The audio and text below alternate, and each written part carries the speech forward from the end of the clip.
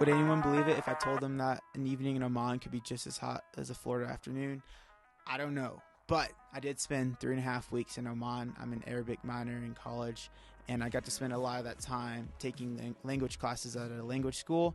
But on the weekends, I got to go on some pretty cool excursions. So let's see that video, but we'll talk about it afterwards.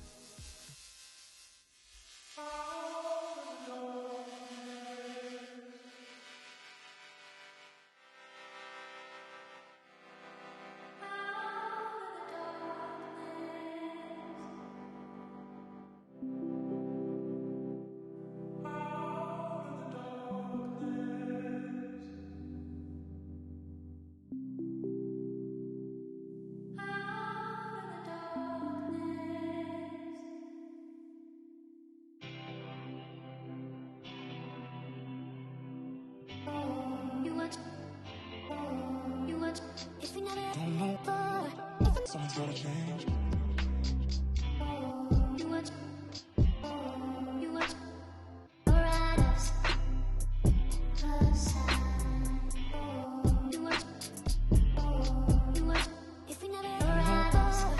Something's gotta change.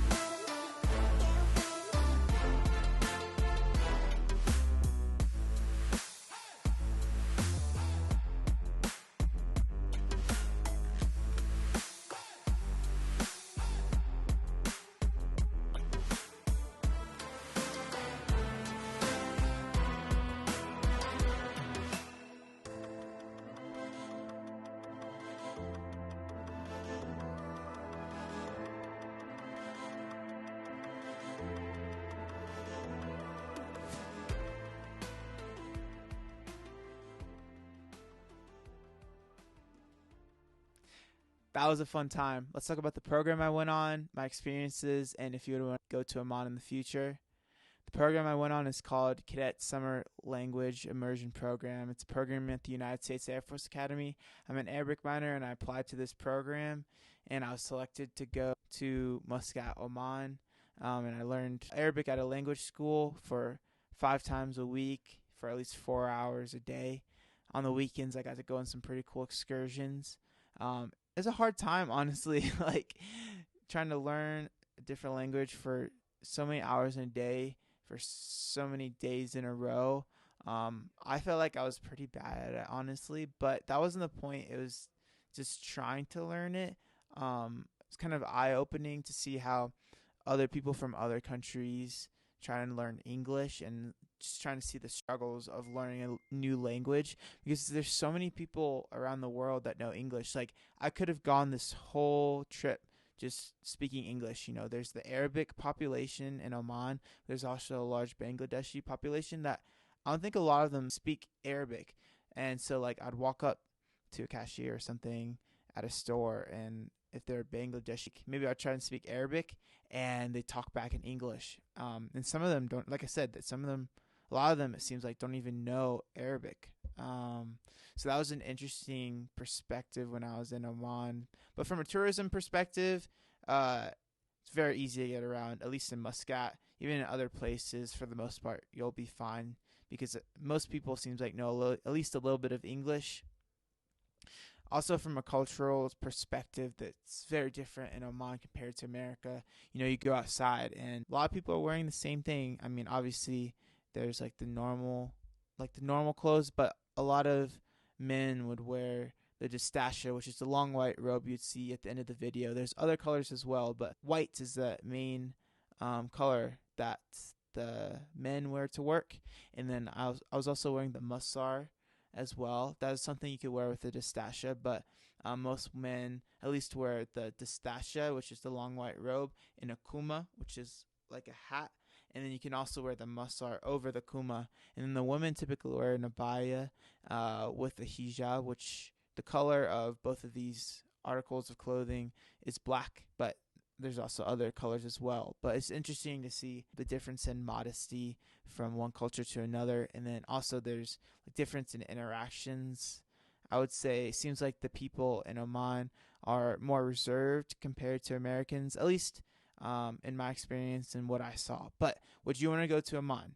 There's some really cool different places that you can visit, like a wadi, which is basically like a valley or a canyon, and it can have like water running through it. It just depends on the season. And for example, I went to Wadi Beni Khalid and Wadi Shab. Wadi Shab had you hike for a while and then you swim in the water, and then you like go under these rocks and open up into this like cave type thing with a waterfall in there. And that was like one of the coolest things I've ever done. And then also there was Wadi Beni Khalid, and you could swim for so long in this water. And then there'd be these rocks you could jump off, do front flips, back flips, every different thing, and that was fantastic. I also spent a night in the desert. There's this compound, and I spent a night in this building. It had AC, shower, toilet. Yeah, it had 2 beds, so that was great. It wasn't really camping, but it was a great experience in the desert. Definitely something I would recommend doing if you go to Oman. I went to the beach also. I went to Coram Beach in Muscat, and the water was really hot. It was uncomfortable, honestly. Trying to get in the beach, you know, cool off a little bit, but not really. Like, it was just hot. It was uncomfortable, like I said.